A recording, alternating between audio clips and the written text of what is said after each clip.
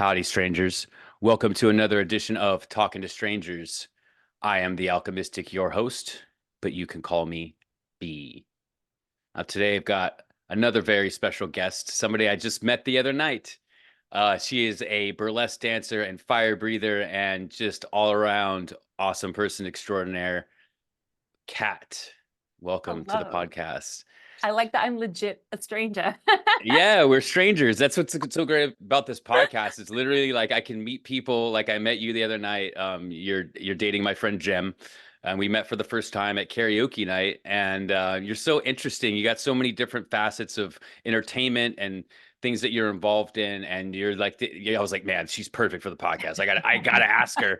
So you're super willing and down and gung ho for it, and I appreciate that. And I look forward to kind of uncovering your story. So, with that said, usually the first question I ask my guest is, "What's your story, Kat?" Oh, I guess my story is I'm currently in LA. I'm, like you said, a performer, burlesque performer, circus performer, teacher, coach, all that fun stuff. But I started out, I'm British, my accent's all over the place, because I started out in Newcastle, which is North England. It has a very strong, it's called the Geordie accent. And sometimes you have to subtitle it when you're in England because people in England can't even understand it. So it's that like ridiculous It's kind like a of. Cockney almost. Right. It's like it's kind of like a proper like what's like the super strong Boston accent, like that kind of, like The but Southie, I think is yeah, what I they guess call kind of it. like that. Yeah. Yeah. And I was laughing. I don't think I said to this to Jim because he's from New Jersey. I was like, "Oh, we have Geordie Shore in America. In England, we have Geordie Shore. It's like Jersey Shore, but just worse." So that's kind of like that. But yeah, so I started off in Newcastle, and I was really shy and terrified growing up, and just didn't want to speak up. And I was just I don't know, like, I mean, I can analyze why for years, but I started off like that. And I, about sort of 10 years old, decided that I wanted to be an actor, because if I could be an actor, I wouldn't be criticized for doing anything I did, because the writer told me what to say and the director told me what to do and the costumer dressed me, and I could just be and exist and not be criticized or bullied or shamed or any of that stuff. And then as I got older, I obviously realized that an actor is not that. An actor is bringing their own artistry to the role. But that's why I really like the idea of acting. You think it's kind of counterintuitive that a shy person wants to like be on stage, but it seemed a safe way to be seen almost. So I then grew up. I went to a dance class because I thought, oh, dancing and acting, that you have to be able to dance to be an actor. And it was the worst experience. I was about 6 years old and I couldn't follow the choreography, and I was the larger one. And the teacher of the ballet class said that if a giant was to eat one of us, that he would eat me first because I had more meat on my bones. And that was What a dick. yay, like yay trauma, yay 80s. So so I hated dance class, but I did love acting. I loved physical theater, movement theater, because it's explorative and it was a way of me being movement and athletic, but not having to be good at sports or follow the rules or be like everybody else. So skip.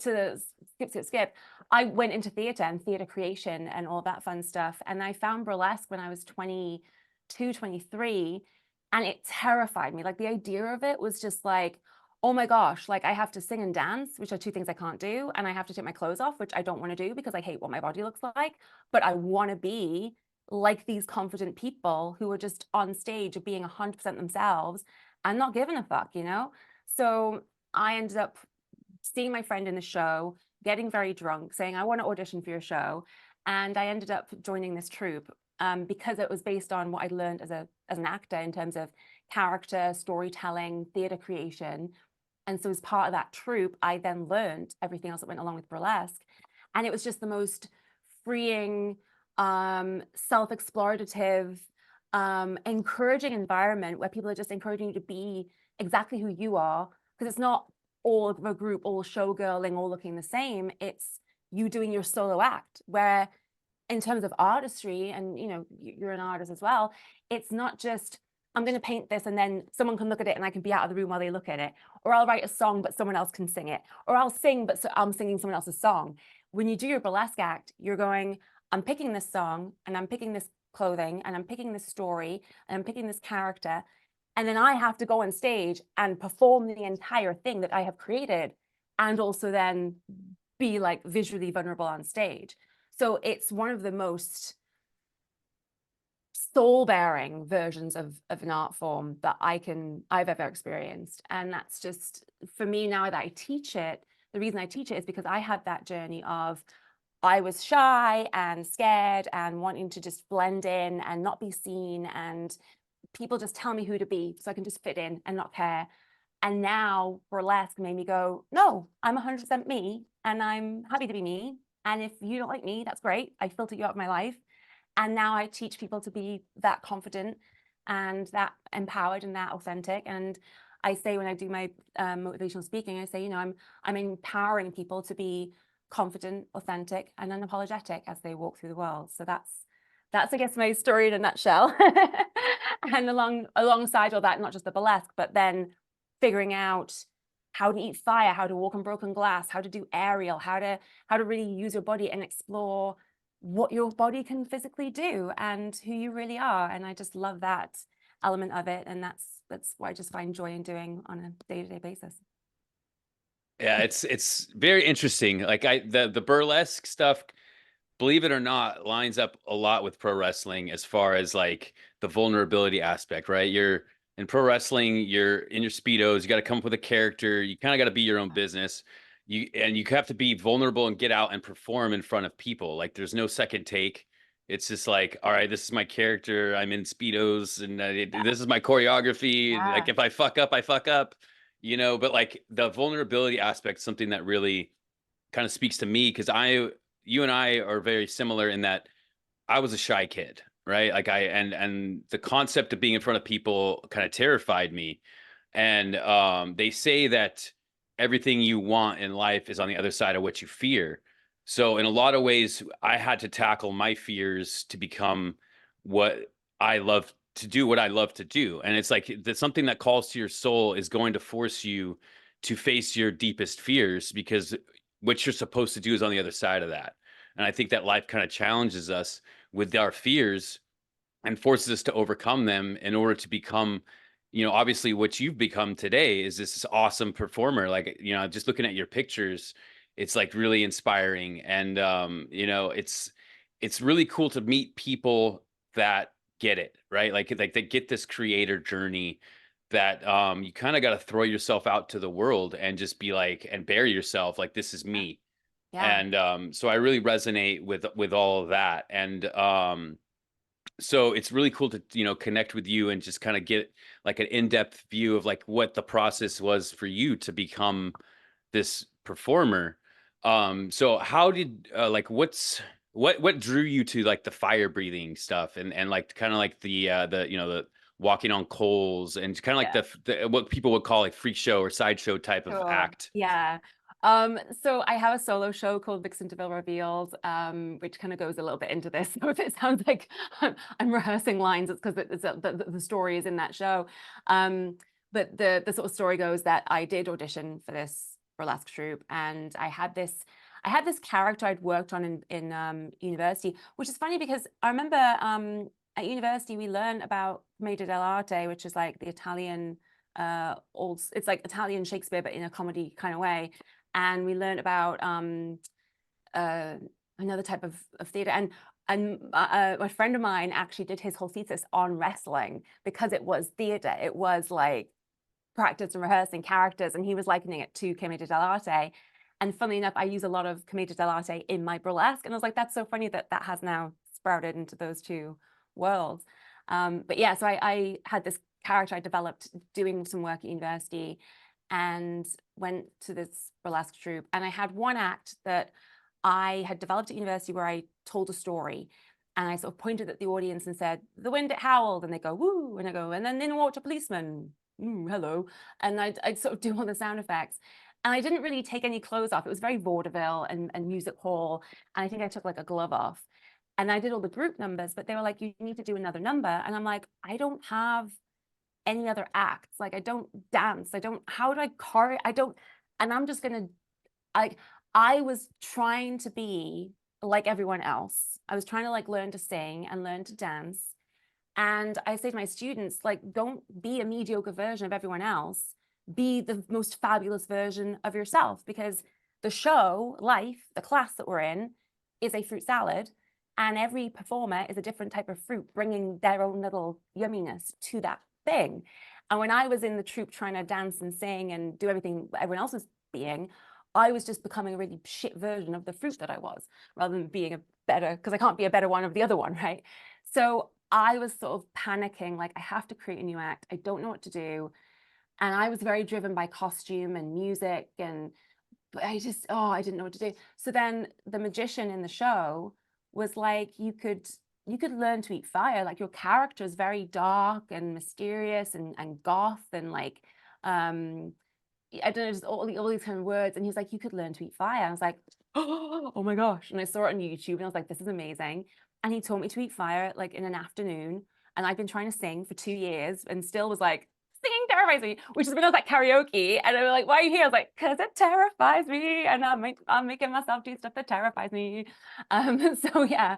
So I was drawn to the fire because it was different. It filled a gap in the market of like the troupe that we had. No one else was doing fire. I loved the idea of being able to like wow the audience and for them to go, oh my God, something different. Not in a showy off way, but just this is possible. Like, welcome. And I'm never like gatekeepy with it. I'm not like, ooh, look at my fire. Ha ha ha. I'm special. No, not. It's like, yeah, look at the fire. You could do this too. Like, that's why I started teaching. So it's like, yeah, you could do this too. So it's more of a welcome to the world of what's possible. And I think that's why I'm drawn to the fire and the magic and the glass walking and the sideshow and all that fun stuff, because it's so, I loved the magic of theater when I was studying it. I didn't love film so much because you're sort of detached from it. But when you watch theater, and this, like, again, with wrestling being theater and it's live and it's happening in front of you, you all enter this room, this group of people, you have this kind of like shared experience that nobody else is going to ever experience because it's just you in the room. You're not on your mobile phones, hopefully. And you've got 100% that person's attention, and all the magic happens like in front of you, and it's tangible and it's real, and it sounds weird, it's real because it's obviously, not real, but it's you're living and breathing in the same room, and I love that. So to actually show somebody fire in front of their face rather than just, hey, watch this television and there's fire, and to actually see like, here's a piece of broken glass, I'm now going to walk on it. It's just bringing like wonder and having people look at things in a new way and just kind of kicking them out of their monotony in their day-to-day life and kind of going, hey, there's something else out there, and I love that kind of Pied Piper-esque, hey, come along on my journey, come with me, come see what else exists in the world. So I think that I was drawn to the fire and all the other weirdness. You sent me some of the pictures that you have, and I've looked at through your Instagram. It's like visually stunning. Obviously, fire has always inspired something within us. Like the story of Prometheus giving us fire, like ooh, fire. Like there's like a kind of a primal aspect to fire, right? Where it just kind of ignites something that we can't quite understand or explain. Like, what is this thing, fire? It's this element, it's this crazy element that it destroys, but it also, like, we wouldn't be able to eat some of the food that we eat without fire. It's like it's this life sustaining but also destroying element that is very mysterious. There's a lot of mystery around it, and it's really cool. Like, a visually stunning. I would love to see your act one of these days. I really appreciate the burlesque as an art form, and I feel like like I said, there's a lot of parallels between burlesque and pro wrestling, and it's rooted in the carnivals and the kind of it's like then there's kind of the stigmas about both art forms, especially from these perceived higher art forms that kind of look down upon it, like, you're a pro wrestler, or you're burlesque, you're just like you're just like a stripper, and it's like, no, like, there's a fucking art form to it. There's a performance aspect that people don't quite understand unless they're right there sitting in front of it, which is why it's so special. Like, live entertainment has this special energy to it. And being a performer in front of a live audience, you'll never really understand it unless you've done it. Like, the energy involved in creating a performance and getting captivating an audience And it's a skill, it's a learned skill set to be able to captivate an audience and get them to kind of suspend their disbelief, or to like get out of their normal everyday and just kind of sit and wonder. You know, it really is magical and special. And it's why I fell in love with wrestling as an art form. It's why I appreciate all performing art forms, because we all kind of understand each other, and you don't quite understand it unless you've really dabbled into it. It's also that lack of fourth wall. Like, yes, you could be an actor in a play, or like a ballerina in a ballet or something. But I feel like whenever I did acting where it's just a play, you're connected to the other actor and you're in the scene, and there's just darkness or blinding lights, or you're trying to avoid the audience and not look at them. In the same way that if you're doing film, you're like, don't look at the lens, don't spike the camera. But when you're doing burlesque and when you're doing pro wrestling, it's like you're all on it together. It's just like when I'm teaching a class and I'm connecting with each person in the class. When I'm hosting a show, I've got to make sure like this person's engaged and this person maybe feels uncomfortable. So I need to make them feel comfortable. And the drunk person's grabbing my attention. So I need to give them some attention, but not too much to alienate the other people. And it is this kind of like living organism that you sort of, it's not just every night's the same. Every night's just a new live shared experience, which is why people love watching sport and, you know, a football match or whatever, because you don't know how it's going to go. It's that element of like, if I go see the play, well, I know how the play ends, right? The Titanic's going to sink. Romeo and Juliet are going to die at the end. But in burlesque and for wrestling, there's always that like, ooh, but something might just, it's live. It could all change at the last minute. And I think that's what's so exciting, is the audience is still part of it. They're like the third character, you know? Absolutely, absolutely. And have you ever seen any of the pro wrestling shows that incorporate burlesque, like Lucha Vavoom or Hood Slam? Well, yeah, one of my first gigs here, when I first got here, my landlady was friends with, and I forget her name, but she was something to do with running Lucha Vavoom. If you said her name, I probably remember it. And so I ended up being a ring girl for like Lucha Vavoom as one of my first things here. And I'd never seen any of this like Mexican, like, you know, like a chicken's fighting a giant or whatever. And I was like, this is insane. I freaking love it. It was the best time. But I had no idea what I was getting into, because I just had no, it was such a cultural change for me, because I was like, I'm in LA. I don't know what quarters are. How do I gas my tank? What is gas? It's petrol. Like I was so lost. Yeah, it's I feel like wrestling and burlesque, if you do it right, like they go hand in hand, especially at a Mhm. show like Lucha Vavoom, Yeah. where it's not really a like pro, like what you would everyone would consider a pro wrestling show, right? It's like really, like you said, there's a chicken fighting. You know, pro wrestling is its own little world with like these superhero type characters. But like there are some pro wrestling shows like Lucha Vavoom that really take it to another level. And like pro wrestling, which is a show that I'm involved with, we have just like these wacky, crazy costumes and stuff, and it's pro wrestling on a different type of level.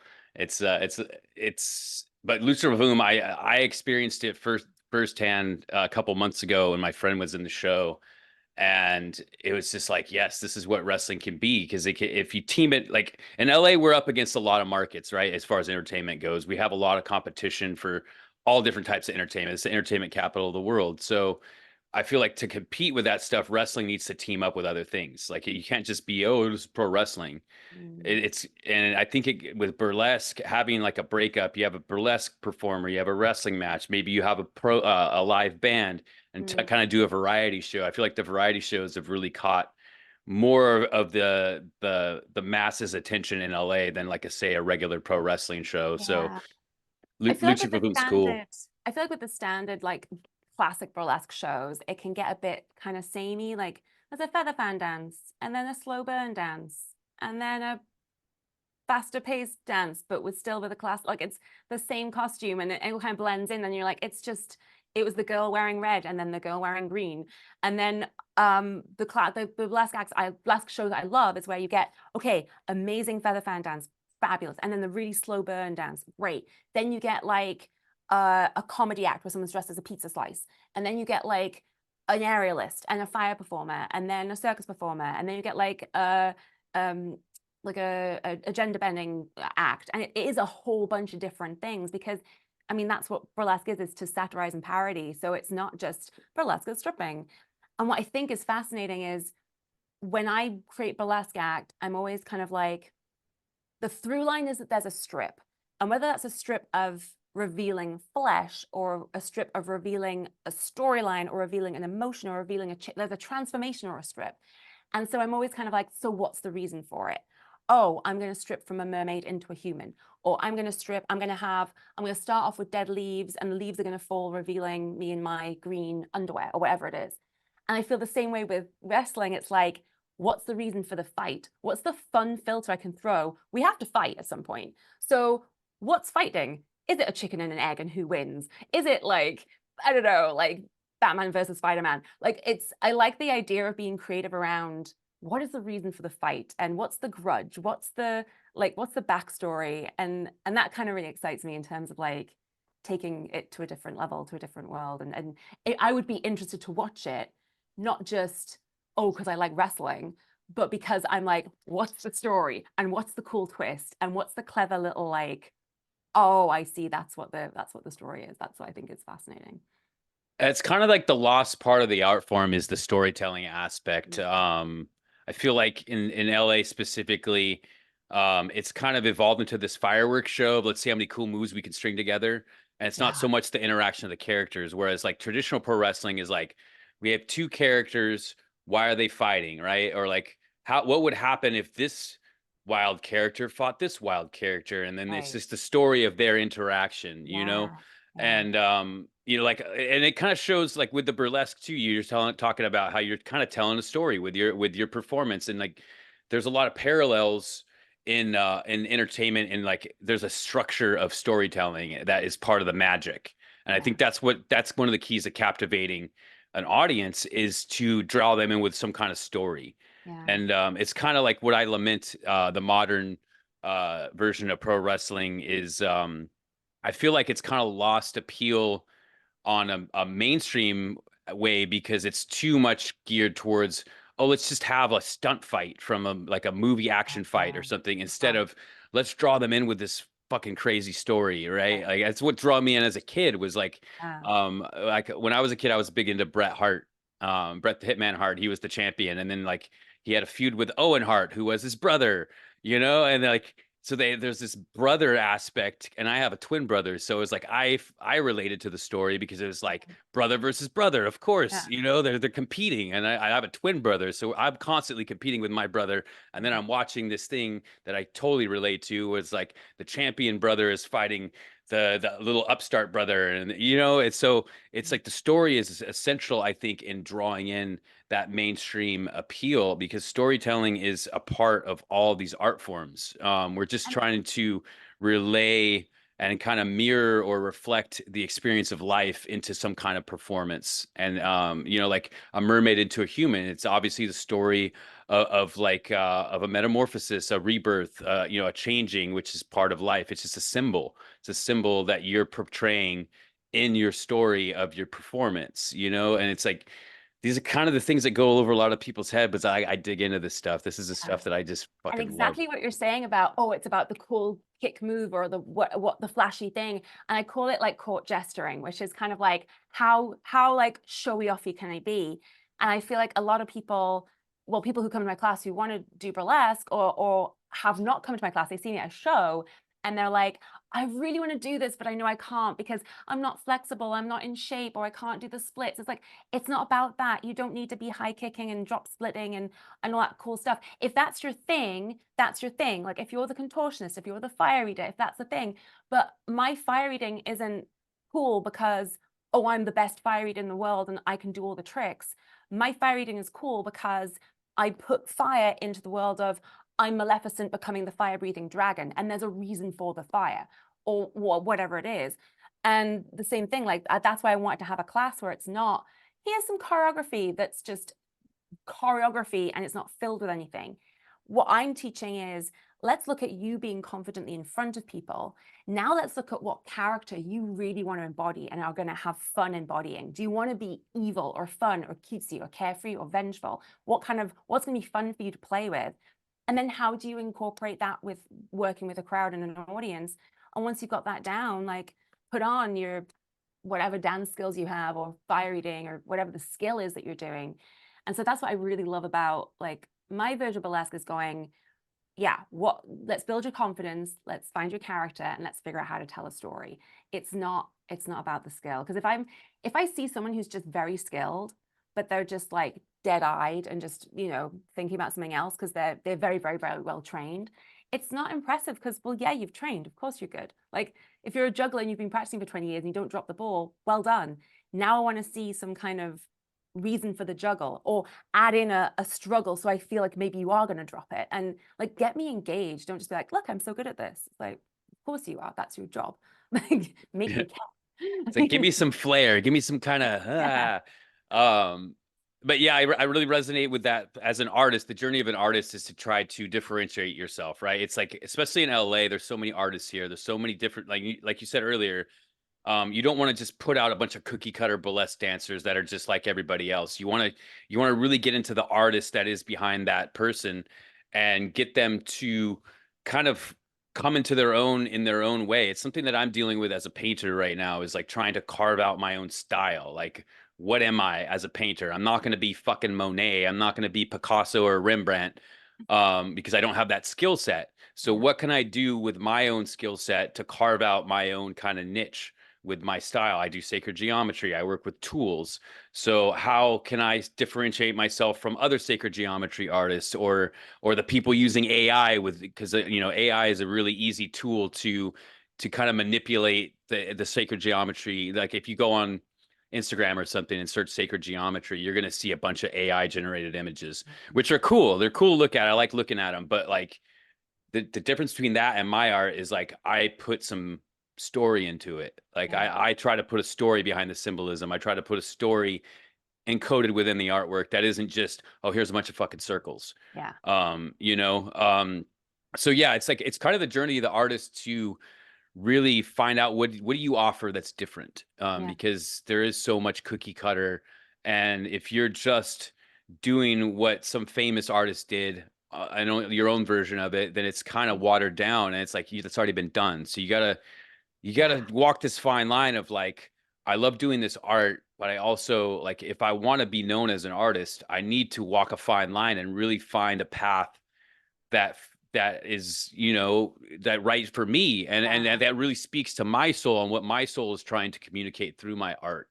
I think that's Because the biggest downfall for any student is they're like, oh, so what is the booker expecting? Well, what type of act does this venue want? And I'm like, you don't start like that. You start art because you need to create it, not because you need to sell it. It shouldn't start from what are the masses wanting right now? It should start from what do I want to pour? What do I need to pour out of me, first of all, because I just can't help it? And what do I really want out there in the world? Like for me, a lot of my costuming is kind of, I wonder if this is possible. Like I have this big flippy up peacock tail thing, which I've seen a lot of people like now doing a very similar thing. And it's like, it's out there, it's fine. It's not like I invented it. I mean, I was inspired by someone else's, but I didn't want to pay someone to make it because I wanted to wear it on stage. I wanted to see if I could physically actually make it and if it was possible. And then this peeling off leaves thing that I'm making right now is like, I wonder if the magnets would, like, I wonder if. And so it's me just like exploring and playing. And then as a result of that, a piece of art was created. And now I take this, I create it for me. Now I take it and see if anyone wants to actually buy it or hire it or put it on their stage. And I just find it so like, yeah, unless you have that time to explore and find out what your niche and what your brand and what your style is. I had so many years to play with that as being as part of this troupe, and I had a stage every week that I could create for with no spec or expectation. And that was really lucky for me to have that space to play and explore and to really find out what my art was. And it will change, of course, it will change. But that's the biggest downfall is, what do the masses want? How can I copy this other person because they're successful? So that's obviously what people want. But again, that's being the fake version of that person and a shit version of that person and doing yourself a disservice, not bringing you to your art. one of the people that I have kind of followed is Rick Rubin. I don't know if you're familiar with who Rick I know Rubin that is. name and I don't know why. He's a music producer, right? He's Oh, produced countless hit records with every artist from every part of the spectrum, every color of music. He's done Metallica, he's done rap, he's done R&B, he's just produced a lot of really mainstream successful artists. And he's worth a follow on Instagram, and he's written a book that's I haven't read yet, but is supposed to be really good. But just listening to him and his sound clips that I've seen on Instagram is he's a must follow for any creator, because one of the things that he says is like, you don't make art to be commercially successful. You don't go into art thinking, oh, what is everybody gonna like? You have to do something that you like do something that you like an audience, and it will find its audience. If you go into it thinking, okay, how can I make this like commercially successful, then that's not art, that's commerce. And he yeah. was referring to like a lot of these big budget Hollywood films and these superhero movies. They're Oh, made to appeal to a wide audience. Like all these writers get together and they think, okay, what's going to be the most mass appeal to the masses? And obviously these things are successful because they've got these big budget markets or the marketing budgets, and they really push them, and mm, they're visually stunning. It's kind of like the pro wrestling, right? It's all yeah. fireworks, Mhm. but not a lot of substance. And he said the reason why um, those you can't, like, a lot of Hollywood actors and stuff kind of look down on those movies because it's like it's not really art. It's commerce, right? Mhm. It's they go into it with the wrong mindset. And if you really want to find yourself as an artist, you have to really look for what's to come out of you. What's the type of art you're going to like, and Yeah. you're going to find people that resonate with that. Yeah. But if you set out to be like, how can I be the most commercially successful? It's going to be a watered down version of somebody else's successful thing that's already been done. And you're probably not going to find the success that you would if you were just true to your authentic self and just expressed it in your own way. Mhm. Yeah, I say to people like, it's like if you were asked to go to a dinner party or no, like a potluck type of thing, and it's like just bring something. And if you go, oh, I don't know what to bring, like I guess I'll just people eat chips, don't they? I guess I'll bring chips. Or if you then make something, you're like, well, when I make it, what if they're vegetarian? What if they can't eat spice? What if they're lactose intolerant? And then you change all your ingredients to kind of like, like for because you're second guessing who's going to be there instead of going, oh my gosh, I get to make my famous whatever your thing is. And it's like this really spicy thing. And some people just can't bear it. But I'm going to bring that to share it with this group of people. And in doing that and in going so deep into what you love and what fires you up, you take that to the party. And maybe only 5 of the people at the party will eat it. But my God, have you found your people? And you're going to like, they're going to come back and go, can you please make that again? Can you sell that to me? Can you come to my Thanksgiving and bring that? Like, that's when you find your diehard followers and like the people who's like, will buy everything that you make. They'll buy your art on all the t-shirts and on all the mugs, and they'll whatever you next launch, it's like, I need a Vixen DeVille, whatever it is, because I love her brand, I love her style. And that's the only way you can really get those diehard followers, is by being 100% this is my brand and you know exactly what you're getting, rather than it's just kind of beige. Beige, McDonald's beige. Yeah, that was such an apt metaphor. You're cooking a dish. Like, are you gonna try to appeal to the vegan and the guy who likes spicy, and then you got people who don't like spicy. So it's like, how do you like water it down to appeal to everybody at the party? Well, fuck everybody at the party. This is what I'm bringing. I really like this, and if you Yeah, don't like it, don't eat it. You just yeah, don't fucking eat it. not for you. I'm not looking for a fucking food critic, or I'm just sharing this thing that I really like. And if you like Yeah. it, cool, we vibe. If you don't like it, go find something else. There's plenty of other dishes on the table. Yeah. Because you So don't want that memorable, and you don't want the unmemorable thing where you went, oh, I had a bit of that, but I don't remember what it was. Like, no, be memorable. exactly. So we're winding down on part 1 here. Then touch the nose. So we'll be back with part 2 with Kat. with more of her journey of being a fucking awesome burlesque performer and just all around, just awesome performer extraordinaire. We will be back in a few moments.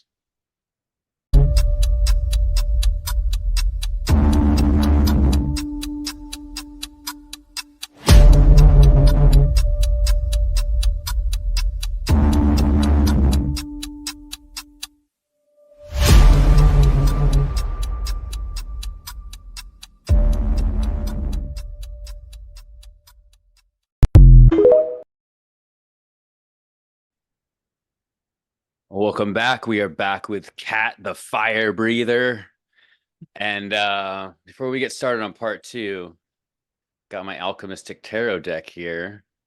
So exciting. And I'm gonna pull a card for you, Kat. Okay.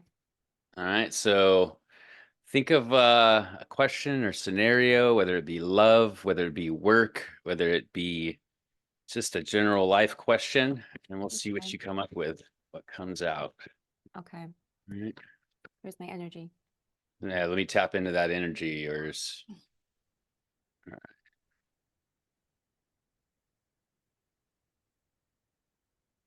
Wants to come out for Kat. Wants to come out. Oh, So the Page of Pentacles. bring it closer. I want to see it. I just threw it back in the deck. Don't throw it back in. Let me get it. I gotta get it. Go find it. They'll find it. Where'd you go, You Page need of to Pentacles? show us your art. Don't hide your art. Yeah. So I'm getting them printed from this print shop, and the guy who's printing them hit me up. He's like, "Hey, the images you gave me are kind of blurry." So this is like the blurry deck. The blurry deck. This is the blurry deck. I was like, I was just itching to start doing stuff, content with the deck. Yeah. So I'm like, I cut them out myself, and now I'm making content with it. Where did it go? It disappeared on me. The Page of Pentacles. I'll get you I'll get you the meaning of it as well for all the viewers. What does the Page of Pentacles say?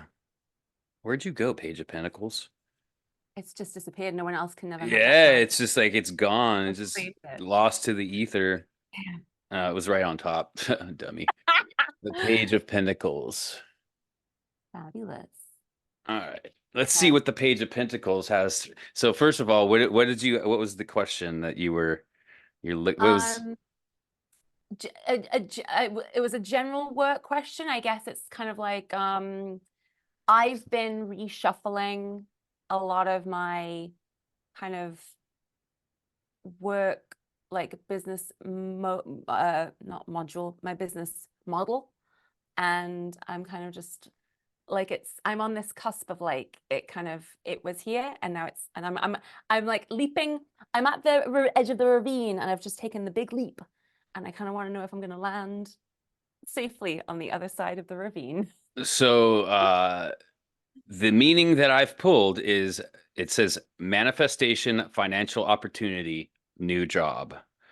So it appears that the message is that your leap will be fruitful.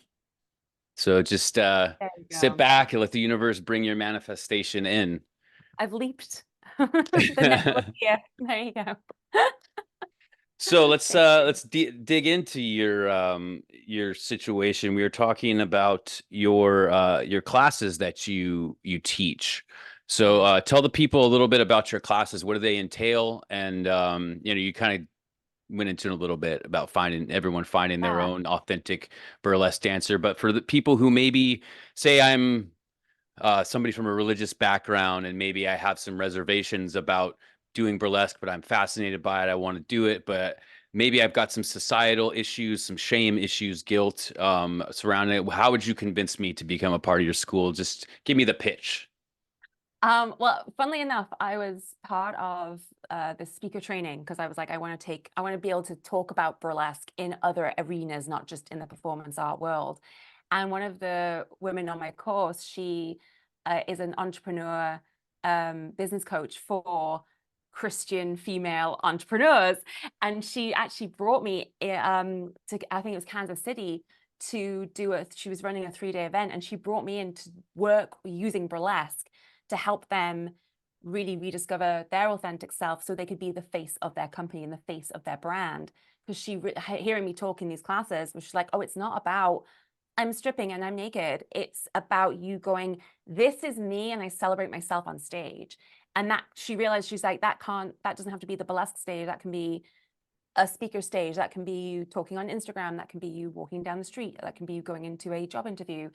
So I love that, like, she really trusted in me that I could change what I was talking about into the world of business coaching and that kind of thing.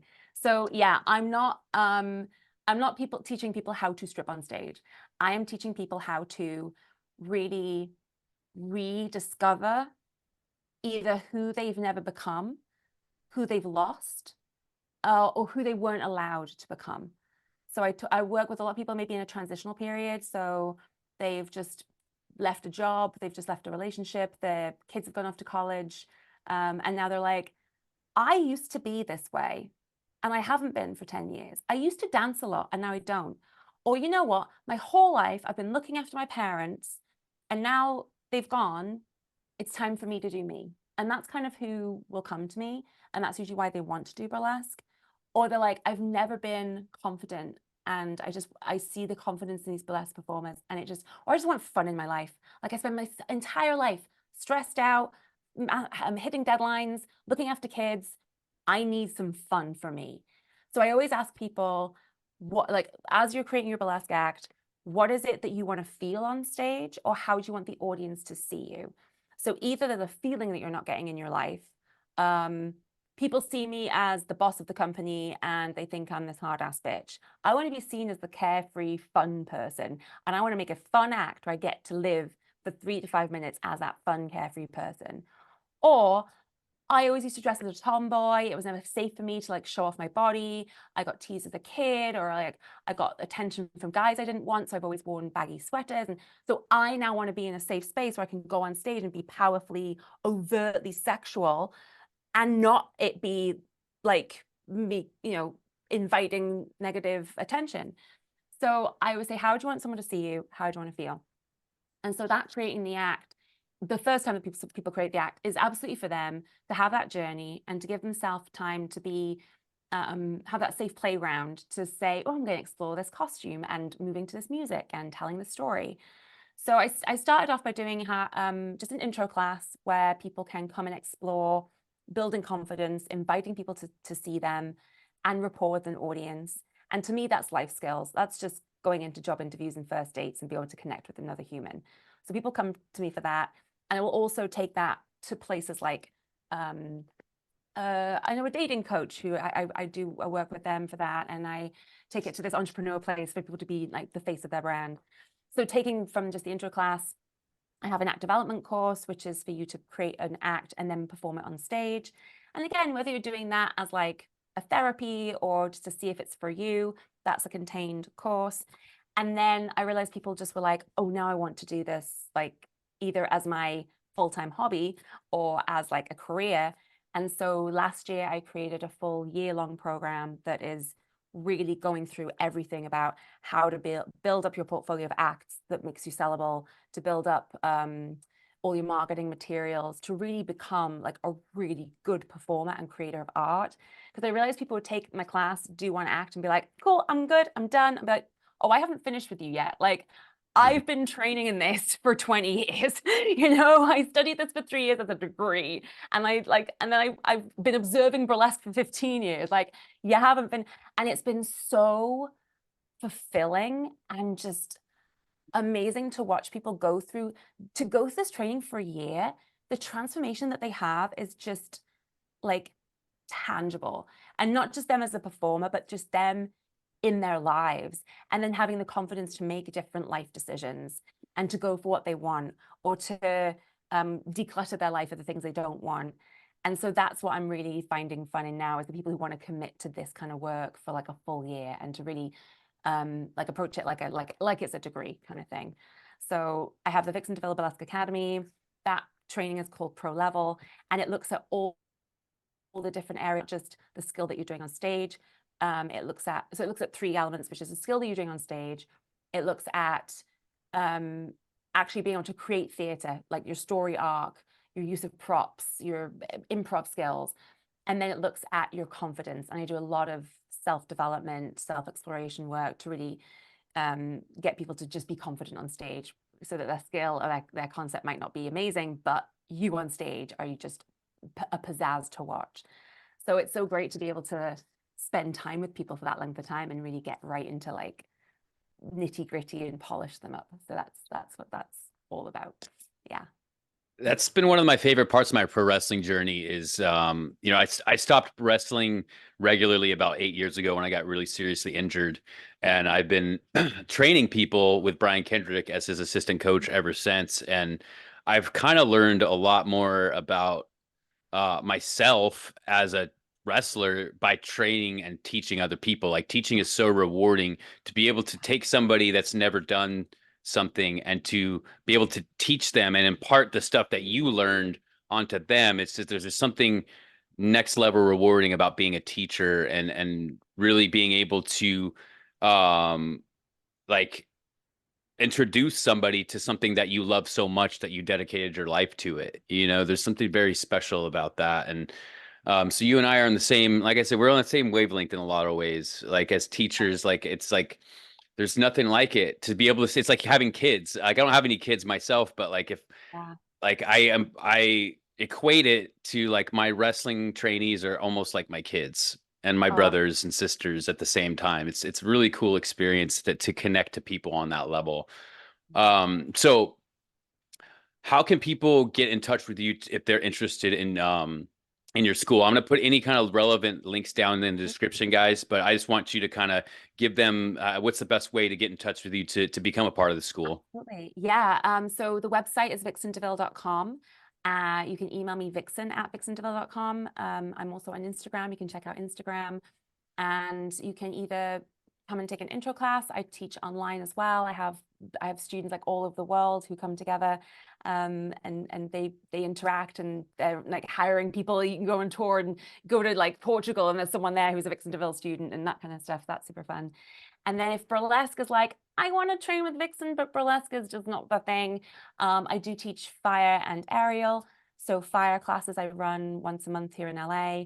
And then I run my fire and flight retreat, which is out in the desert. And we do fire, we do aerial, we do a bunch of photo shoots and performances. And it's a whole range. It's 18 people, so it's super intimate. There's a whole range of people from ages of 21 to, I think the oldest person we had was like 78 or something. And they're all at different levels. And some are just there to experience being in the desert away from life and to just try new things. And some people are there as performers trying to get like their promotional kit built up, but it always attracts like the best people because they've come through the filter of me and Amanda, who I run it with. So if that's a thing where you're like, I'm not in LA, but I want to make a reason to go to LA, like come to the 3-day fire and flight event. And that's fireandflight.com as well. Awesome. And like I said, guys, any of the relevant links are going to be down in the description. So if you guys are interested in either burlesque or the fire stuff, the fire retreat, go down to the description and get in touch with Kat because she is a fantastic teacher and a wonderful person. And you guys would benefit a lot from learning from her. So Kat, let's shift a little bit back to your story, right? So you were born in England, right? Or the UK. I'm not really sure Yeah. if it's Same. kind of like, is it It's like UK it's or like all England or yeah. Wales or It's like Scotland? all cats are animals, but not all animals are cats. It's Yeah. like everyone in England is in the UK, but not everyone in the UK is from England. So Yeah. yeah, England is For us, Americans, we don't really understand geography or culture outside of our own because we live in this little bubble, and they don't really teach us these things. So it can be easy to confuse, especially with yeah, the UK. It's kind of like this weird ambiguous title, you I know. know. So you grew up in the UK. How old were you when you came to LA, and what made you be like, I'm gonna uproot my life and go Yeah, across the country or across the world and to this land of dreams? What yeah, really good question. yeah, Well, what was your motivating I factor and how old were you when you came out here?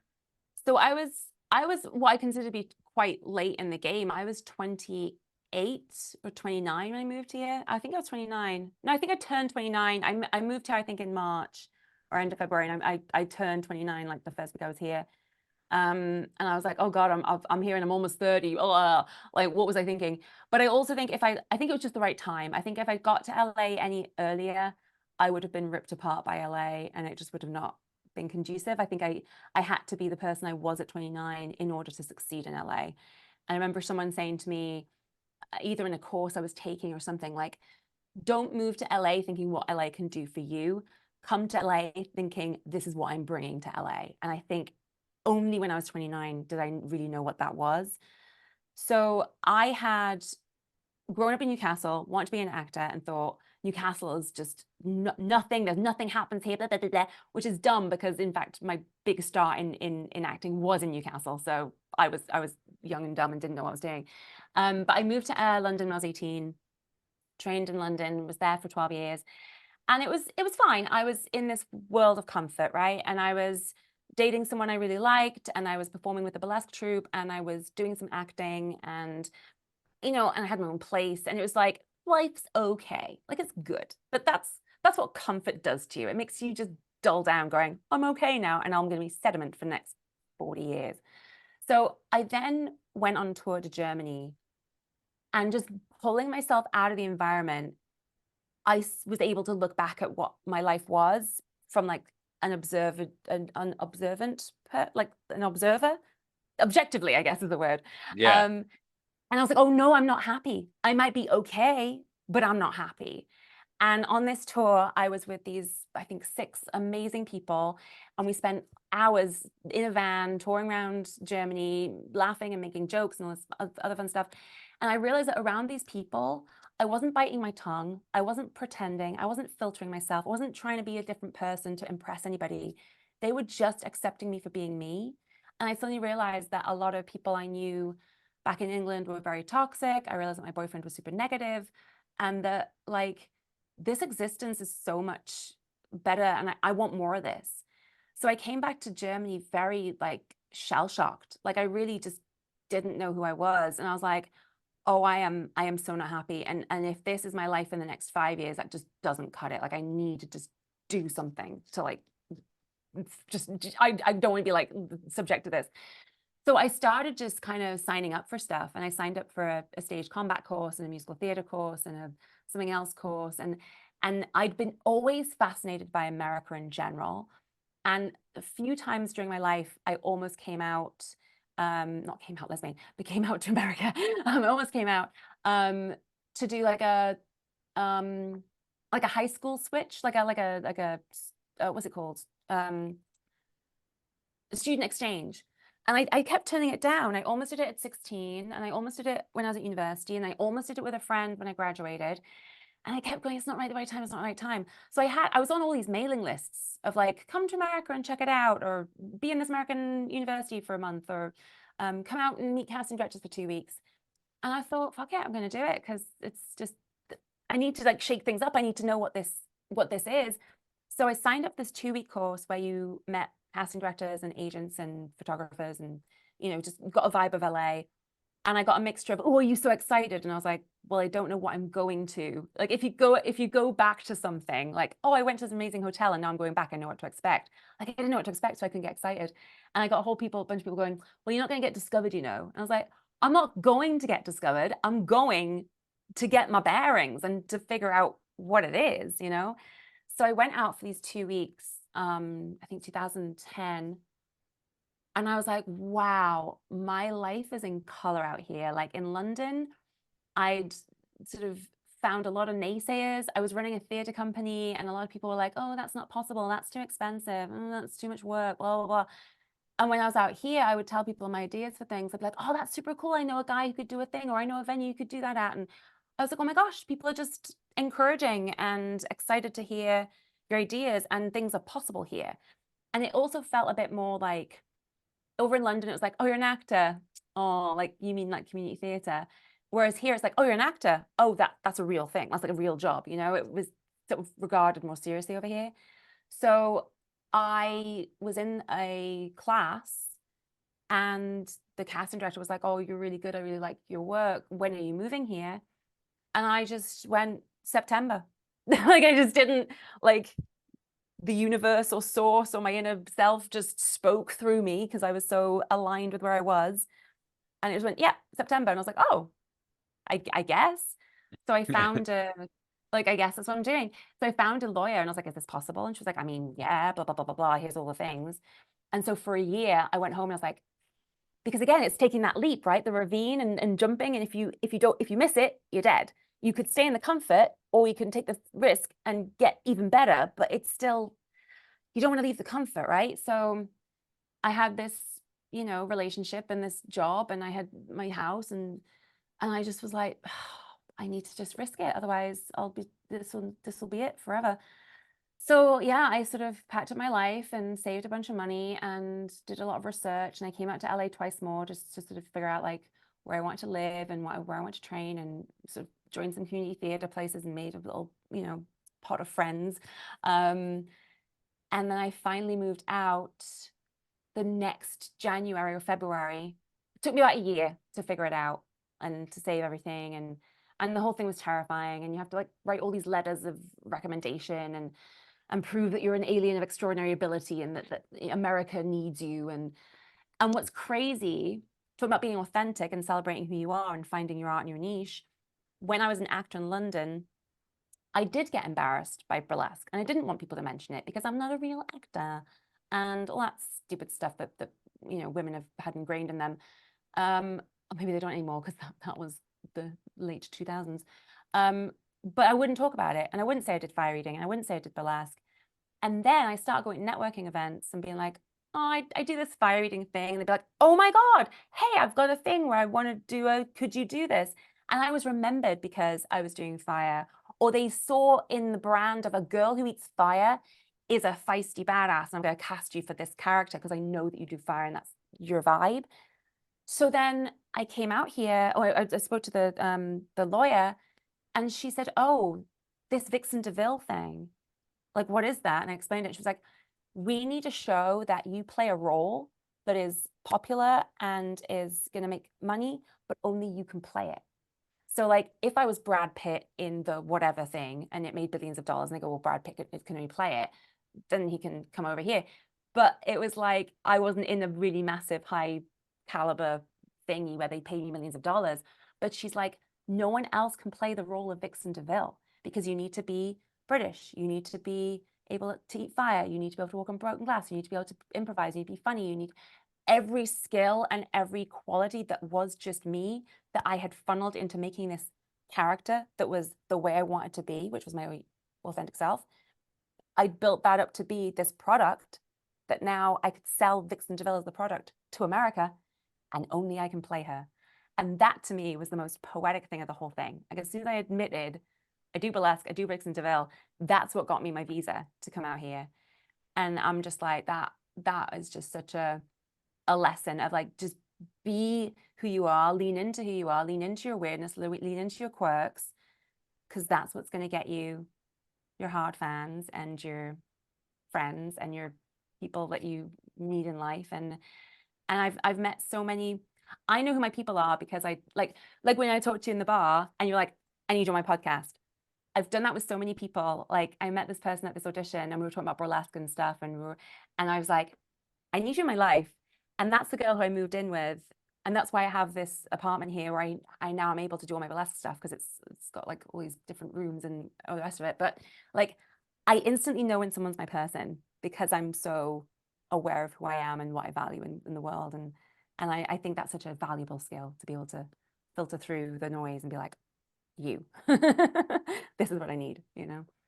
It might be the most valuable thing about being your authentic self is that you attract the people that you're supposed to attract, right? Like, you're not bogged down by the naysayers, the people in your life. Well, that's not possible, or how dare you think that you can do all this cool shit?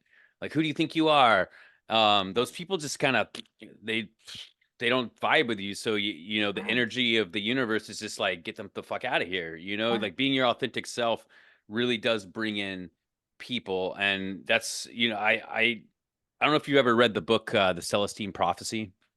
No. it's about synchronicity. I'm sure you're familiar with the concept of synchronicity and energy and how um there are no coincidences. Like Mhm. if you went to just some random place and somebody like, so one of the concepts of the book is like basically throwing yourself out to the universe. And, like the guy in the book just kind of takes this like spirit quest of life, of where he's just like, I'm just going to go out into public, and whoever like looks me in the eye, I know that's the Yeah. person that I'm supposed to talk to, right? So Yeah. it's like the idea of that everything's energy, and then everything, like we magnetize the experiences we're supposed to have if we're just Yeah. open to them, right? And like that's why you came onto this podcast, because like you're dating my friend Jim, and we go to karaoke, and then just like we vibe like right away. It's like we're two people on the same vibration, and it's just like, all right, I need to talk to you. Like, Yeah. so because it's been a couple weeks since I had an episode. I'm like, man, I really need to get an episode of talking to strangers again. And then boom, the universe is just like, here you You go. manifested me. Here's Kat. I manifested you. Yeah, but Yeah. like that's the value of being authentic. And that's one of the things I'm trying to do with my social media, do with all my content creating and podcasts and everything, is just encourage people to become their authentic self, to really get in touch with that energy within them, because it brings about the life that you're supposed to live. We all Yeah. have this vision in our mind of what we want out of our life. And most people kind of push that vision aside because they're like, well, I got to run this hamster wheel and pay bills. It's really inspiring to Yeah. me to hear your story of like, I took the fucking leap. It's just like the journey of the fool. The journey of the fool in tarot, right? Is like the fool takes the leap. The fool is not afraid to jump out and take the leap, right? It's just the definition of the archetype of the fool is like, he's the zero card, he's the wild card, he's the Joker. And I really resonate with that card because my whole life has been geared around, all right, I was great in school, and my mom didn't necessarily want me to be a pro wrestler, but it was like, I love pro wrestling. This shit Yeah. speaks to my soul. I'm taking this leap. And it's brought me to so many places. I maybe not didn't get to that pinnacle of success in pro wrestling that I wanted to, but it's brought me the most significant people in my life, some of the most amazing life experiences. And it's because I took a chance on myself and just followed my heart. And to hear, your story about, fuck it, I'm just going to LA, because it's calling me. I need a change in my life, and you took the fucking risk, and look where you're at now. Yeah. I'm sure, 15-year-old Kat would be really proud of you, or like Yeah. 10-year-old Kat that was just like kind of scared and shy and like, oh, I don't know. Like, look at you now. You overcame your fears, you took your leap, and it brought you to this amazing, like, colorful life, where you get to connect to people and teach them your passion, and you get to perform. Like, it's there's nothing better. That's the American dream. So, Yeah. Yeah. I think what that's would also why. Oh, oh no, go ahead, go ahead, going go to say ahead. on that was yeah, like no, when you have that feeling, like you recognize it more and more and more. And that's what I really encourage when people are building their burlesque act. I'm like, know the music that you want. Like really listen to the music and know what yummy feelings feels like. Do you actually really like this piece of costume? Because if you don't know what that feels like, how are you going to know what that's like in your life? How was I going to know when that person said, when you're going to move here, that I went, oh, that feels like a yummy feeling. I'm going to move here. That's what I really, really want. And I had a moment of that when I went out to 29 Palms. A company was going to ask me to bring my show out there. Never been to the desert, never ever cared about the desert, never even knew what it was. Went out in the middle of the desert to see this venue. And I sat there, I was like, oh, I need a place out here. Like I just, that's just what I 100% need. Like I just feel it in my gut.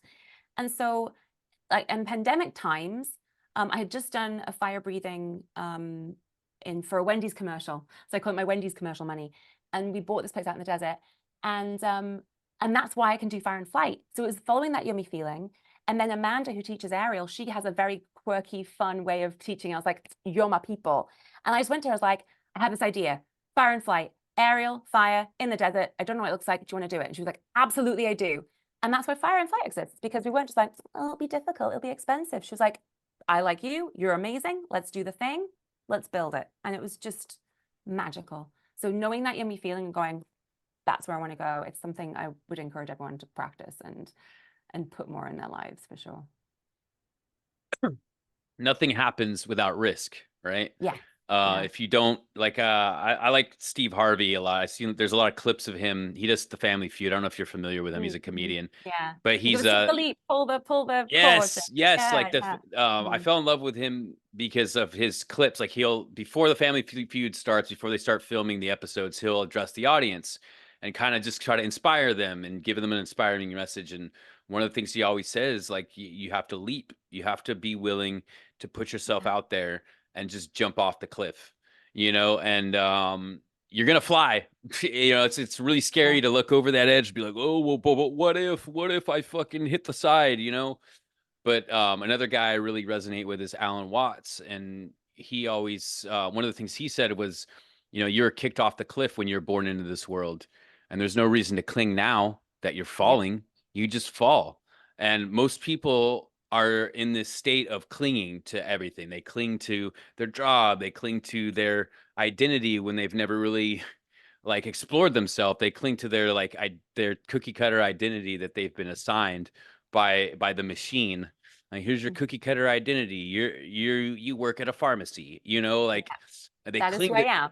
yeah, they cling to this thing, and they never really experience what it's like to fall. And Mm. it's scary, you know. There could be failure involved, there could be hardships and obstacles, but you don't really find your true authentic self and what you're really supposed to do in this life unless you take a risk, unless you are willing to step over the edge and be like, fuck it, I'm gonna fall. And if I fall, if I hit the ground and splat, then you know it is what it is. We're all gonna fucking splat anyway, you know. Right. We're Right. the ending of this, I hate to break it to you guys and spoil the ending, but at the end, we all end up flat. The Titanic sinks. Yeah. So Yeah. fuck it, man. Take a risk. To all you out there, take a fucking risk. Um, so what would be if for somebody like that was in your shoes? Maybe you're in a foreign country, or you're in maybe in an you know, in another state. Like what would be the best piece of advice you give somebody that wanted to move to LA?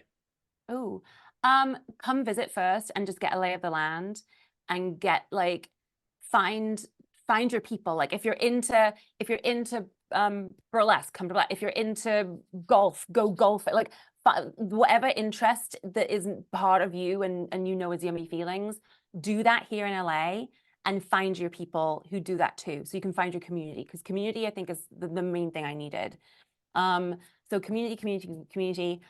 If you're in a different country, get a lawyer so you can do immigration, and save up your money before you come. I was told save up so that you don't have to work for 6 months, so that you can really get here, get yourself settled, and do the things that are going to either build your business or like as an actor, I didn't want to take like a waitressing job to distract myself from pursuing acting work and taking acting classes. So say, don't just get on a Greyhound if you're in America. Don't get on a Greyhound and just come here. Come here for a bit as a vacation. Vacation. Be a vacation in LA. Then come on another trip as like, okay, now I'm going to find my people. I'm going to do the activities that bring me joy, and then plan your move and just save up, plan it, learn to drive, uh, and Absolutely, because that's you're not gonna it. you got to be able to drive because Yeah. everything's so spread out. A lot of people might come from a place where everything's all together, but no, in LA, it's like you might need to go 40 miles, and it's gonna take you 2.5 hours probably with Yeah. traffic. So you got to that's another thing you got to get used to. Luckily I was born here. I've lived here my whole life, and I've heard a million stories about people moving here because almost everybody I know didn't grow up here, you know, Mm. especially in the arts. A lot of people have come here, migrated here from somewhere else, which is why I'm still here too. Is like I've had opportunities to move out of LA, but everything I want to do is here. Yeah. You know, everybody in the world wants to live here. So how am I going to find a better place than here? Right. Yeah. And one of my best friends is Brian Kendrick, who's a pro wrestler. He was, you know, in WWE, and he's traveled the world, right? He came from Yeah. Seattle. He's traveled the world. And he's like, the reason I live in LA is because I've never found a better place to live. Like, Yeah. there's like, this is the best place in the world. Everybody wants to live here.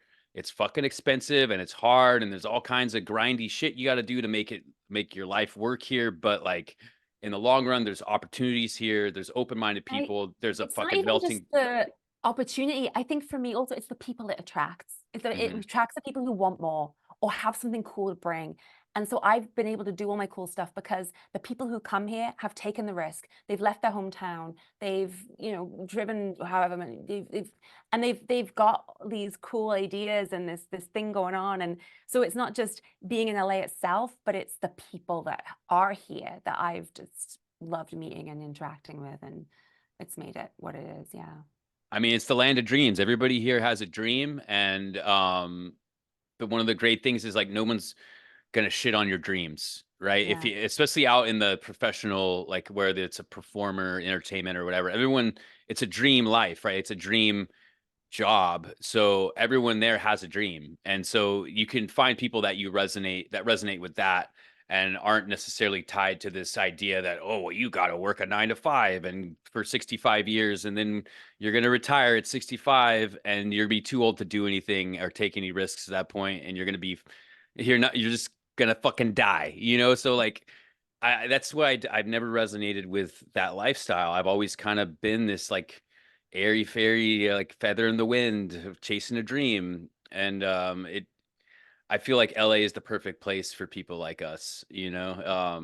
So anyway, we're winding down on part 2. You down to do another part 3, and keep going? And absolutely, I was like, we have to finish soon because we're winding down. But yeah, we can do a part 3. Of course we can. Yes. Awesome. All right, guys, we will be back with part 3 in a few moments. Please enjoy this message from our sponsors, which is me. Do you like psychedelics? Do you like staring for hours at trippy pictures while using psychedelics? Well, look no further. We here at Alchemystic Productions specialize in paintings that will open portals in your mind. Hi there, I'm the Alchemistic, and I guarantee that staring at these paintings will give you access to super secret light codes that will activate your DNA. But don't take my word for it. Take it from the man himself. That's right, the OG Alchemistic. All of my artwork is Christ approved. Who do you think put the light codes there in the first place? After all, I'm just a vessel. He's the real artist of the universe. Am I right? He even made this self-portrait with these very hands. This is the Lion of Judah. He also wants me to tell you he's not too thrilled that you changed his image to look like a Da Vinci painting of a white Pope's son, or that you changed his name to some Greek mistranslation that has you praying to the son of Zeus. Haven't you ever seen Indiana Jones in The Last Crusade? There's no J in the Hebrew alphabet. Duh. What's that? What's that, Yeshua? Oh, right, the commercial. But wait, there's more. Can't afford a painting, but still want access to the super secret light codes? Well, you're in luck. Alchemystic Apparel has t-shirts with over 30 of my designs that are sure to enlighten you and the kids, and for the low, low price of $24.99. A small price to pay for the secrets of the universe. Check out this little number I got on right here. This is the death card. Butterflies are so metal, bro. But wait. GoldenEye. Slide into my DMs for exclusive pricing on these brilliant paintings that will literally blow your mind. And if you can't afford a painting, there's always a t-shirt, alchemisticapparel.com, $24.99. The Secrets of the Universe. What more do you want? And don't forget, check out my podcast, Talking to Strangers, on Alchemystic Productions on YouTube. The links are in my bio. And we're back for part 3 with Kat. So Kat, being a live performer, we know that you get one take. And I think part of the appeal of going to a live show like a wrestling or a burlesque is people want to see something fucked up happen. There's a certain subset of the audience that's like, I want to see these wrestlers fuck up so I can give them shit. Or I want to see this fire breather, like something terrible happen. It's so what's the craziest thing that's ever happened to you on stage? So I have one in mind, because I do talk about this. So I feel like that's cheating if I go with that. But I'll probably will go with that one. I'm trying to think if there's anything else I want to talk about. Well, if you got more than one, feel free to tell the stories. Okay. Yeah. I'll tell them. I'll tell you two stories because they're connected. Okay. So, I in 2000, bleh, I think 16 or something. So I'd been on a Masters of Illusion, doing fire. And that was insane in the first place because I never considered myself a magician. Like I learned magic because of the magic of theater and to do illusions. And like, I'd always connect it with, if I'm the snow queen, I need to make it snow on stage. So I need that snow illusion or whatever it is. So I had Massive Illusion call me and say, hi, we're looking for a female magician. And I said, I'm sorry, I don't know any. And they went, no, 3 magicians have recommended you for this show. Can you do something? So I was like, well, I have my fire act and I have my glass walking act. I guess if they're magic illusions, I guess they are. And I had this really terrible magic head box thing that it was very, my magician friend would say it was very pikey. It was very like, you buy it off the shelf, children can do it. It was so bad.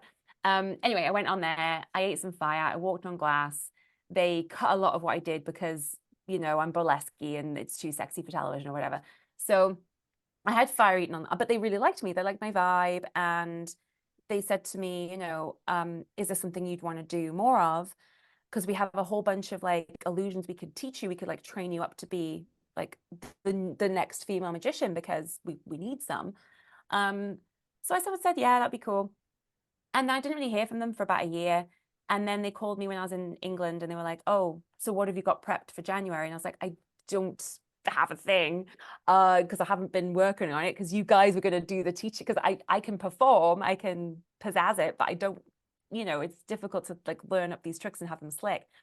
Anyway, the sort of short version of the story is that I sort of pitched them this idea that was going to involve aerial and fire and all this stuff. And I was in England at the time. So I came back to, not London, LA, and started working on this illusion. And I just completely canceled everything. It was like, I'm going to work on this for 2 weeks. I'm going to get this done. I'm going to do this because this is what I want to do. And it's going to be a thing. So I go to the venue and they have this rigger.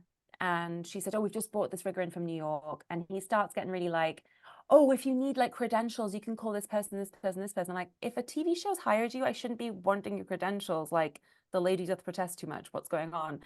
Anyway, he practiced this rig, this aerial thing. And he gives me a bit of bounce. Like when you pull yourself onto the equipment, either it's like it's solid, like pulling yourself up onto a pull-up bar, or it's like an elastic band where you have to pull it to make it tight and then pull yourself onto it. So I was like, okay, he's giving me a bit of extra. And we did the run. And he goes, oh, do you need me to give you a bit more tension? I was like, no, I'm fine. Like, just let's do it the way we rehearsed it. So then I then do the act and we film it. And we're going to film it in front of a paid audience, like an acting, like extras are playing into the audience. And then maybe we'll do it live that night if we didn't get all the footage. So I do the beginning of the act, I do this, and I go to do the aerial and I pull myself onto it, but he pulls like tight, like before I'm ready, and it like dislocates my arm.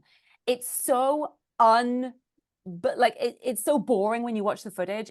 I just go like that and go, ow. Like it's not like a big thing that happens, but it dislocated my arm. I got ran to the ER. I'm in this Snow Queen outfit and I'm like, oh my gosh, what's happening? And it was this big like a tragedy of my life.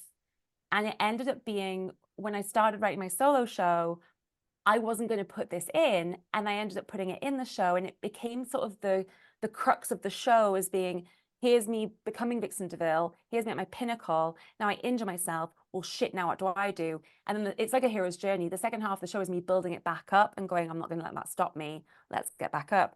So that at the time was the worst thing that could have happened to me. And it was just such a trauma going through recovery. And it was 2 years of me doing physical therapy and getting back into training. And oh my God, it was ridiculous. However, it made, like if I hadn't had that injury, the solo show, I don't think would have been like the amazing like behemoth that it is now with all its awards and touring and all the rest of it. So in 2000, no, that happened, yeah, that happened in 2016. The show happened in 2018. So I do this whole show about, oh, I had this injury, I overcame it, blah, blah, blah. The show goes here, the show goes there. And then January of 2020, this is the second one I was going to talk about. January of 2020, I'm playing Killer Bride at this venue, and I thought I slipped because it was a dining room. They moved us in the dining room. I slipped on what I thought was I've slipped on like food or something. Their take was like, no, you slipped on your costume. Who knows? Legally, who knows?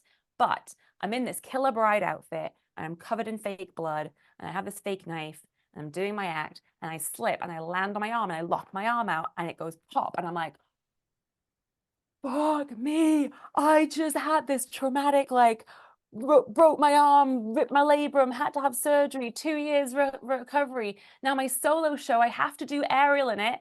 And I can't do my solo show. And it's like, what the, this is happening all again. I just was like so terrified.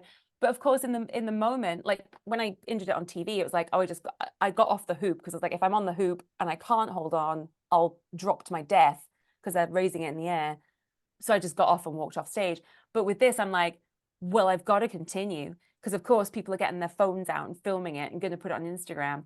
So I just continue in this like, oh, I'm the Killer Bride now, I'm like a zombie. And I don't look at my arm because I know that the bone is popping out. And I'm like, if I look at it, I'll just fall over. And I just try to like continue going until the end of it.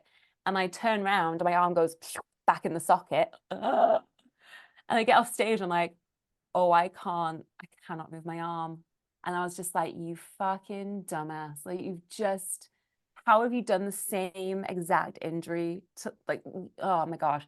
Anyway, the last time I'd been rushed to hospital in my Snow Queen uniform, outfit, this time I go to hospital, but I'm covered in fake blood because I'm the Killer Bride.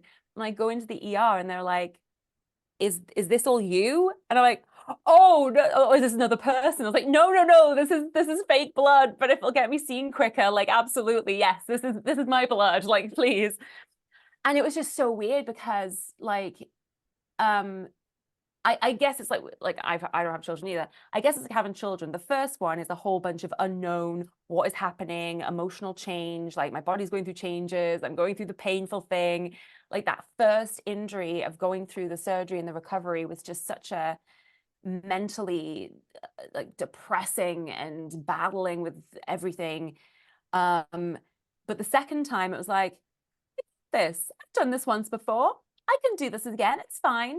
But I was a bit worried because the first one, I'd been on the TV show as a workers' comp, and this one was like, oh, this was just in a grotty little bar that's not taking any responsibility for it.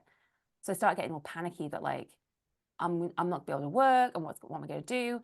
And then my surgery was on March 4th, and on March, whatever it was, 12th, lockdown happened. And I was like, well, the rest of you can be on drugs and watch Netflix. If I have to be on drugs and watch Netflix, everyone has to. And my mum was like, oh yeah, the pandemic happened because of you, Kat. But that meant that if I hadn't had my surgery then, I would have had my surgery like after lockdown, and it was elective surgery. So I'd have been in a position of not being able to go to physical therapy and recover during pandemic. So luckily it happened before, and I then spent pandemic going to physical therapy, which meant I got out of the house and had some sanity, and also was getting like the whatever employment checks and stuff to cover the fact that like I wasn't working, which I wouldn't have been because I'd fucked my arm up. So yeah, that were I think the two main things that like, and I thought it's crazy because I do all these stupid things. I do walk on glass and eat fire and the rest of it.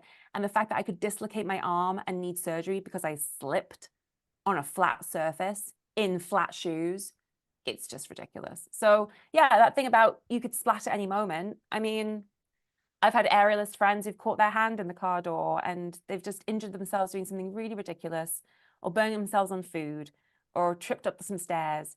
So we're talking about taking risks. Like, always take the risk, because you can injure yourself literally walking out your front door, and that's the two stories. Pro wrestling. That's very pro wrestling-y. The show must go on. Oh shit, my fucking shoulder's fucked.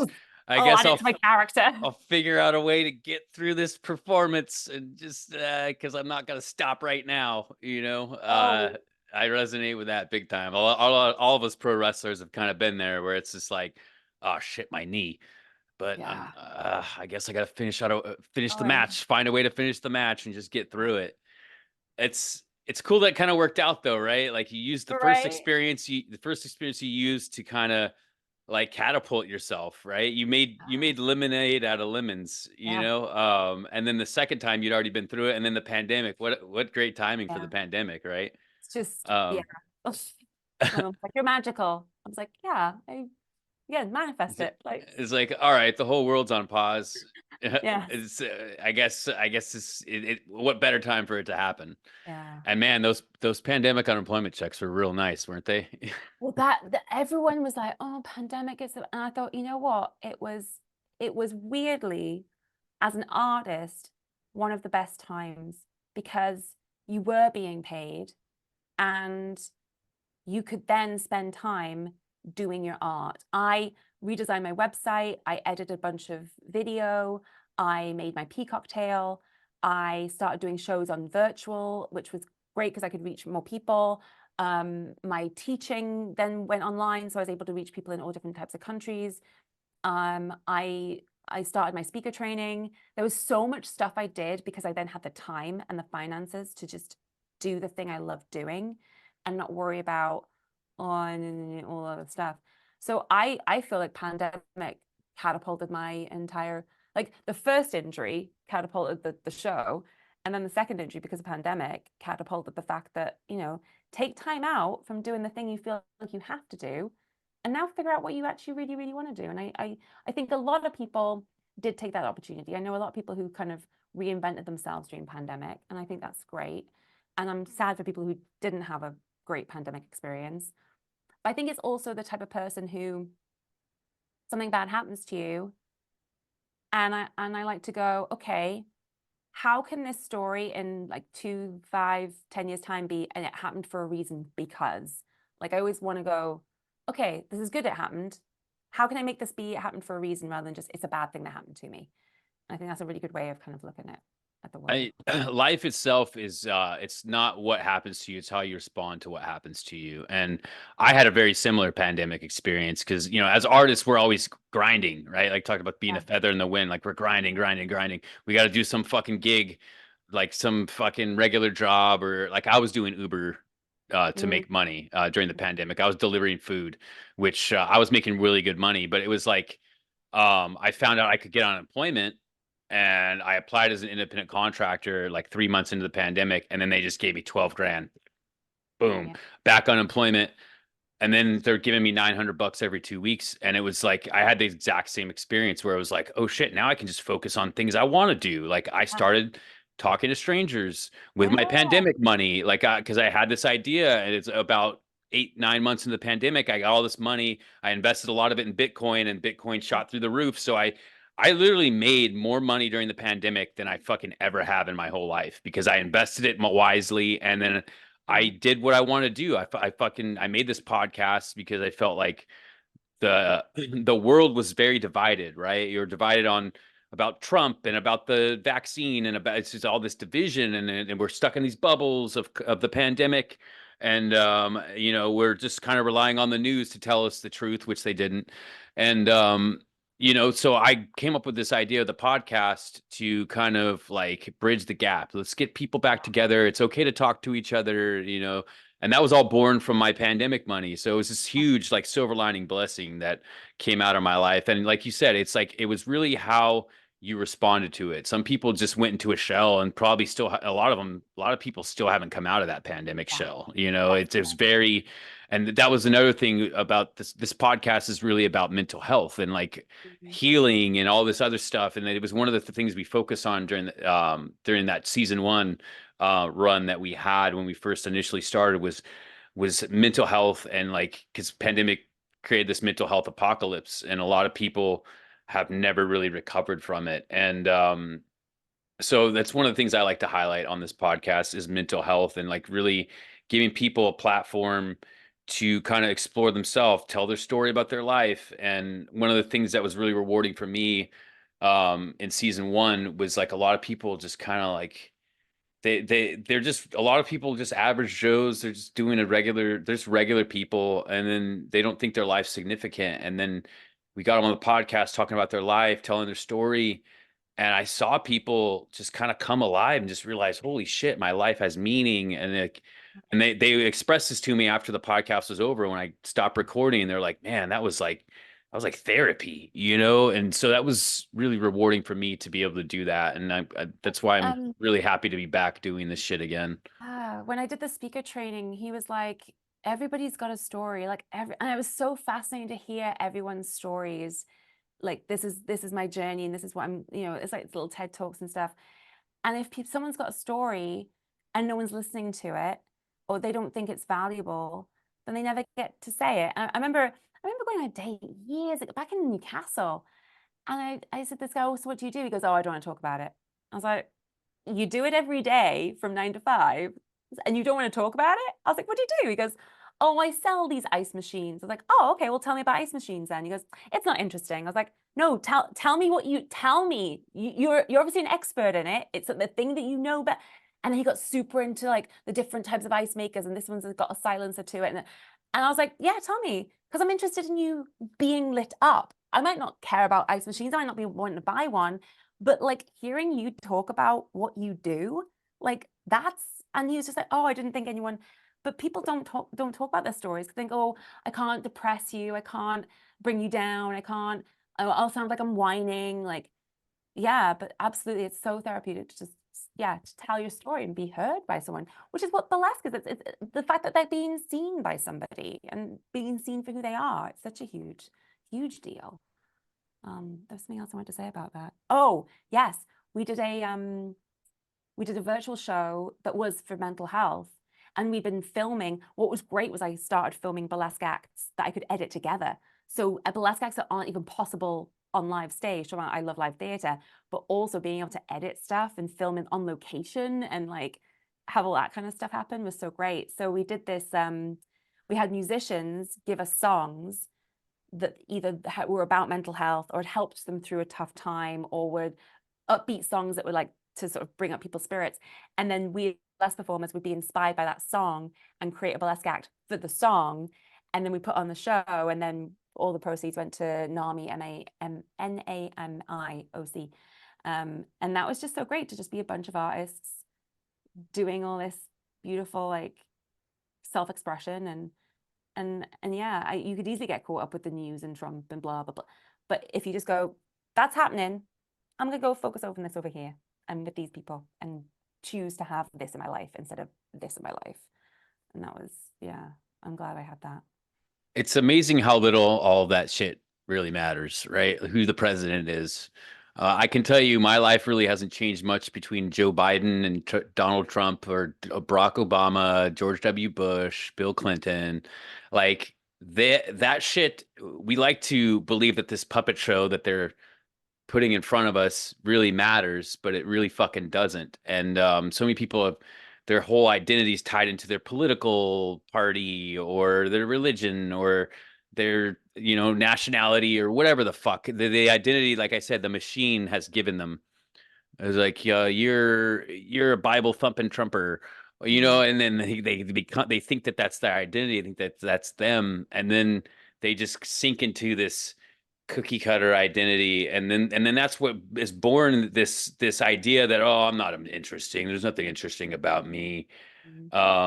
But like when you really like start digging into everybody, like everybody, we're I personally believe we're all one, right? It's my belief system is like we're all just different versions of God that has amnesia. And a lot of people have completely disassociated themselves from their magic within. There's the spark, that spirit, that we're all connected. We're all connected by our souls, and so much of the machine life, of the matrix or whatever you want to call it, is geared towards disconnecting you from that.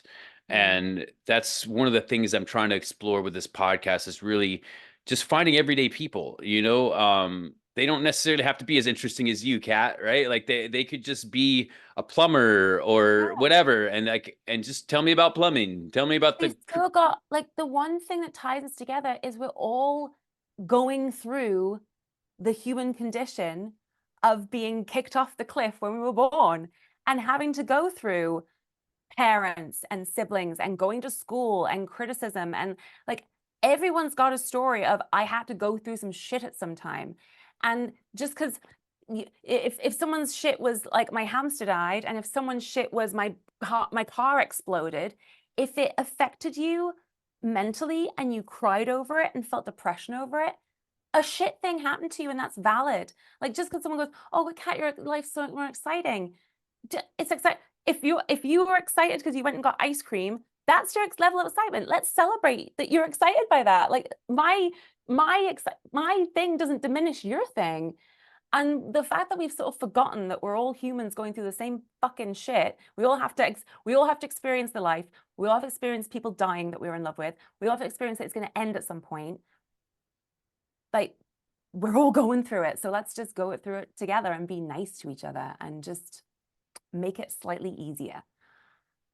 it's all the hero's journey, right? That's Yeah, that's why the hero's journey is ingrained in all these stories, all the myths of the past.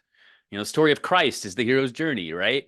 The story of Buddha, the story, you know, all these different myths and these different stories that have been told over the centuries in human existence and in Hollywood now with movies, with fucking comic books, or it's all the hero's journey. Like every one of us is experiencing our own version of the hero's journey, overcoming hardship, you know, overcoming fear and doubt and all the things, emotions, and it's the human experience. It's the essence of the human experience is hardship, is love, is fear, is oh no, fucking heartbreak. Like it's all the hero's journey. And that's why we resonate with storytelling so much, because it's all different versions of the same kind of pattern, right?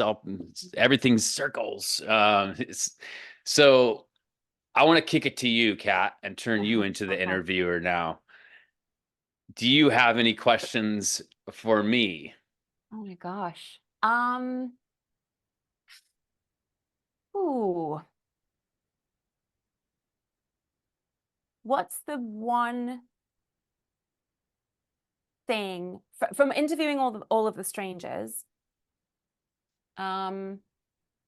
What was the one thing that someone said where you're like, oh my God, I never thought about it that way? And then you've used that since you interviewed them to like apply it to your life, or to make a life choice, or to enhance your life in some way. Wow, that's a really good question. That is a really good question. I did just interview a hypnotherapist, right? He was one of my fans as when I was a Russian character. He was like this kid in the audience. And then, you know, it's been 8 years now and he's grown up. He's got his own hypnotherapy practice.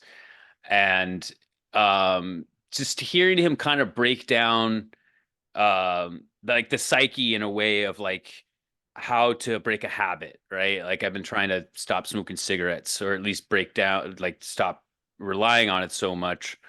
And the way he kind of described how to make the switch of like taking a bad habit and replacing it with a good habit, right? Like um cigarette smoking, he said, is really hard because it does offer some kind of relief, or like it gets you to focus on your breathing. So, and most people aren't quitting cigarettes for themselves, they're quitting it for somebody else. So how do you get to quit for your own self? And personally, I've seen my father died of a heart attack. He was a big time smoker.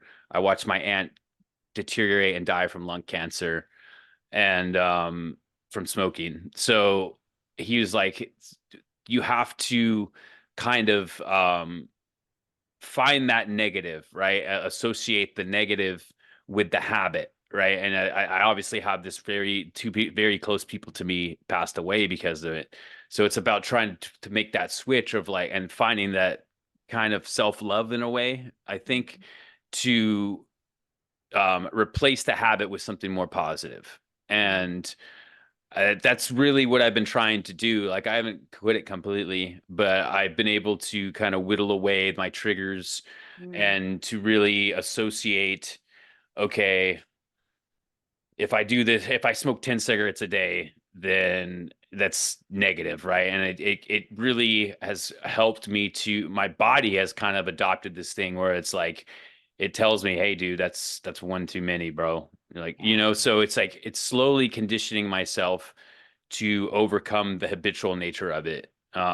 Because what I told him in the podcast was I think I get a benefit from smoking. Like I feel like it stimulates my creativity in a lot of ways. Like when I'm sitting with an art piece and I come to a stopping point where I'm like, how am I gonna color this? Or what else am I gonna put into this thing? Or I'll smoke a cigarette and then boom, it'll come to me. Or Yeah. like I'm also a writer, so if I'm writing a screenplay or a poem or something like that, and I come to a point where I'm like, all right, where do I go from here? Sit and smoke a cigarette, drink a cup of coffee, boom, it'll come to me. So I have a tangible benefit, and maybe that's just subconsciously like I want to attribute that benefit to the smoking, but I do find that it helps me to filter my thoughts. It helps me to Yeah. kind of break through to that creative, all right, this is what you got to do, bro. Yeah. So I've kind of trying to find this balance with it where it's like I still can find the benefit, but I'm not like using it as a crutch as much. Yeah. So I think that that's something recent from recent memory that I could say that I've benefited from the podcast. And another friend of mine is he's into like botany and stuff with Mm. plants. He's a guy that I interviewed in season one. That's who I'm one of the he's the guy I was telling you about earlier where we filmed the whole podcast Oh and yeah, yeah, yeah. You didn't record it. it didn't record it. He's a botanist and is he's starting to kind of gravitate towards vegetarian being a vegetarian and not eating meat. And it's something that I've kind of explored in a way because I love animals and I really like meat though. So it's coming across different people with different viewpoints and being like, well, hmm, maybe I should cut down on meat. You Mm. know, the benefits of a vegan diet, not necessarily vegan, but like mostly vegetables and fruit.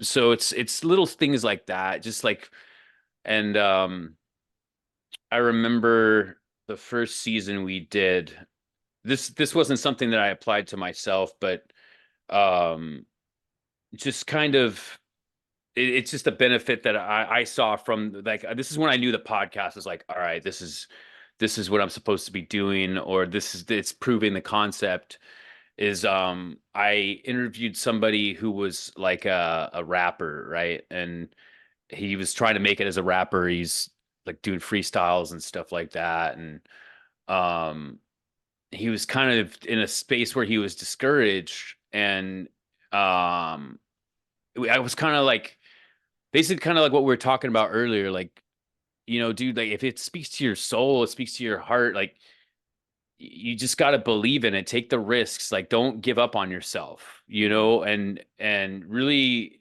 if it's something that your soul's telling you to do, then do it, pursue it, you know, really like and don't come to the ledge and be like, maybe not, you Mm. know, like just go for it and don't let the inhibitions or the fear pull you back, you know, and he's somebody that I interviewed again in this season, and he's really come a long way, and it really makes me feel good that we can have that kind of impact on people and to really like tell people it's okay to be yourself. It's okay to explore these things that maybe your mom is like, oh man, you're never gonna make it as a rapper. What are you doing? Like, you just get a Yeah. job. Yeah. But no, it's like our we have this vision in our mind of what uh, makes our soul come alive. You're talking about coming alive, like I really feel like that's the most powerful thing on this planet is the human soul on fire, like something that's made them come alive, like whatever that may be. And I feel like the machine is trying to stomp that out in us in a lot of ways, especially with AI coming in and kind of taken over the arts. I Mm. feel like it's never been more important for us to explore ourselves and our creative ability and our that spark inside of us, because the machine is like starting to whittle away at all these things that are special about being human. And the more that we can kind of push that back, I think the more beneficial it will be going forward, because this technology is not going away. Yeah.